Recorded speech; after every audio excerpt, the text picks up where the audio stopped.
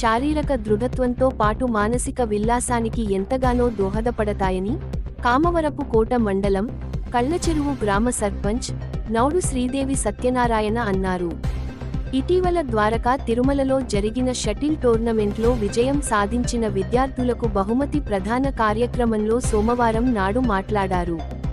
ఈ సందర్భంగా వైసీపీ నాయకులు సత్యనారాయణ పాఠశాల ప్రధానోపాధ్యాయులు కె. సుభకరావు మరియు పాఠశాల సిబ్బంది విజయం సాధించిన విద్యార్థులను అభినందిస్తూ బహుమతి ప్రదానం జరిపారు. విద్యార్థులు క్రీడలలో రాణించటానికి కారణమైన పీటి సత్యనారాయణను పలువురు ప్రశంసించారు. ఈ కార్యక్రమాన్ని పురస్కరించుకొని సోమవారం నాడు జీవీఆర్ న్యూస్తో ప్రధానోపాధ్యాయులు మాట్లాడారు. అందరికీ నమస్కారం. నా పేరు కె. సుభాకర్రావు, హెడ్ మాస్టర్ జిల్లా పరిషత్ ఉన్నత పాఠశాల కళ్ళచెరువు కామరకోట మండలం. మరి ఈ ఆదివారం జరిగినటువంటి ద్వారకా తిరుమల స్పోర్ట్స్ స్టార్స్ సంస్థ తరఫున షటిల్లో మరి ఓపెన్ టోర్నమెంట్ నిర్వహించారు.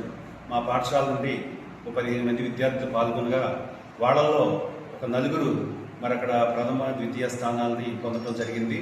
డబుల్స్లో శ్యామ్, రాములు అనేటువంటి ఇద్దరు కూడా ప్రథమ స్థానం పొందారు. మరి సింగిల్స్లో రవికుమార్, షేక్ అజ్మీర్ అనేటువంటి విద్యార్థులు ద్వితీయ స్థానాన్ని పొందారు.